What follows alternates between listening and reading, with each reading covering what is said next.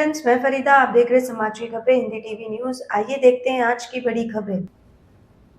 एक ऐतिहासिक फैसला माननीय न्यायालय का आया और आज उसके आदेश को लगभग 12 बजे अपलोड किया गया, उसकी कॉपी दी गई। और ट्रायल कोर्ट का जो आदेश है, अगर आप उसको पढ़ेंगे तो बीजेपी के सरकार की भूमिका और बीजेपी सरकार द्वारा संचालित ईडी की भूमिका पूरी तरीके से इस देश के सामने बेनकाब होती है।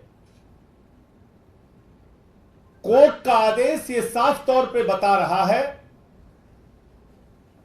कि ईडी मनगढ़ंत तरीके से तथ्यों को हमारे खिलाफ इकट्ठा कर रही है।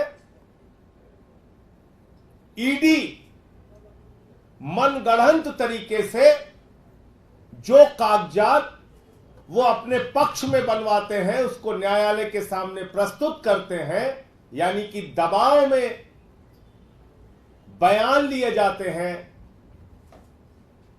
गिरफ्तारियां की जाती हैं, सरकारी गवाह बनाए जाते हैं और उसके आधार पर केजरीवाल को गिरफ्तार किया जाता है।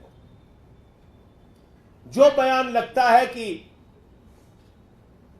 केजरीवाल को फंसाने के लिए जरूरी है, वो बयान कोर्ट के सामने प्रस्तुत किया जाता है। जो उनके पक्ष में है वो छिपा लिया जाता है। और इतना ही नहीं, ट्रायल कोर्ट ने साफ तौर पे कहा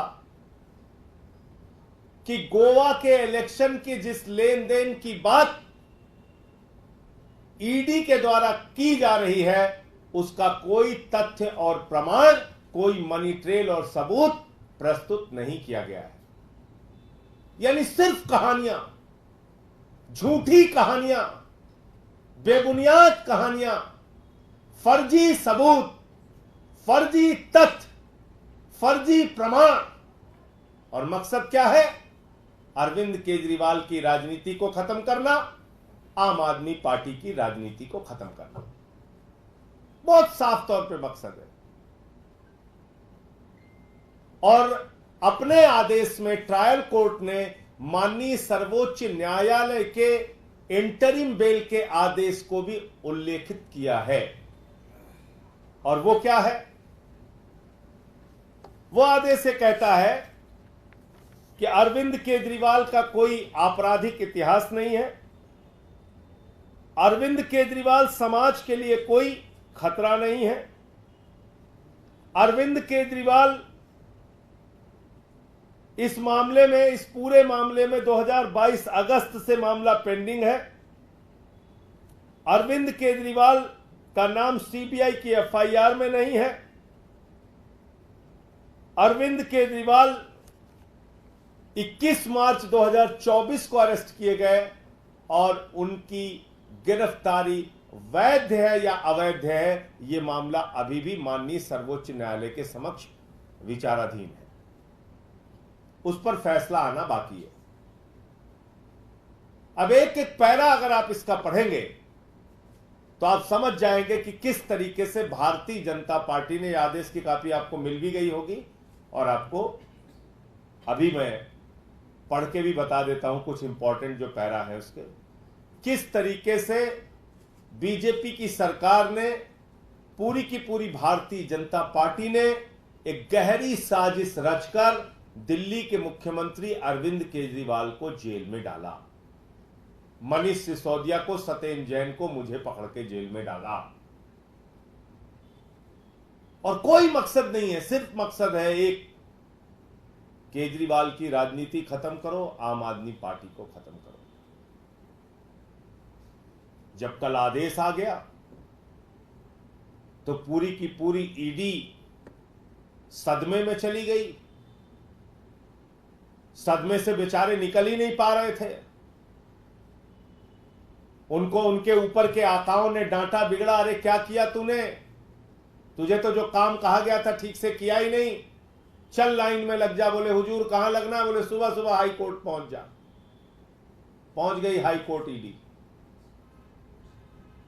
मैं मोदी सरकार से पूछना चाहता हूं, बीजेपी वालों से पूछना चाहता हूं, दिमाग से बिल्कुल पैदल हो गए हो क्या? बुद्धि काम करना बंद हो गई तुम लोगों की?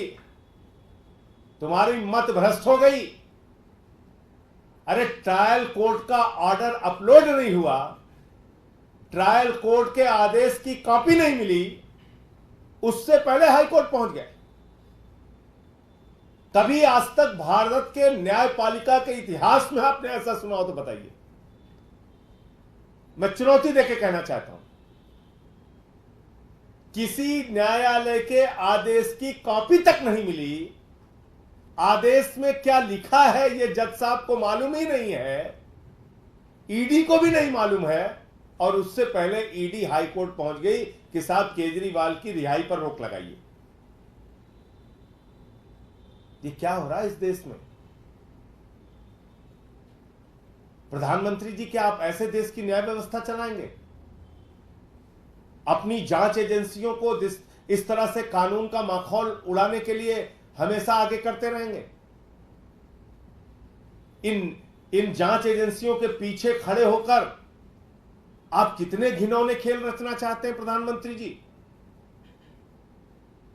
कल तक बीजेपी वाले कहते थे देखो बेल नहीं हुई, देखो बेल नहीं हुई, देखो बेल नहीं हुई। अब बेल हो गई तो बगैर आदेश के उसको रुकवाने पहुंच गए।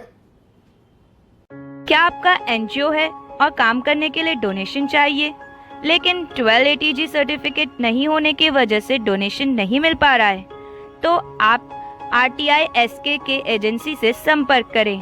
RTI SK के एजेंसी से संपर्क करके 1280G सर्टिफिकेट बनवा सकते हैं। उठाएं फोन और लगाएं कॉल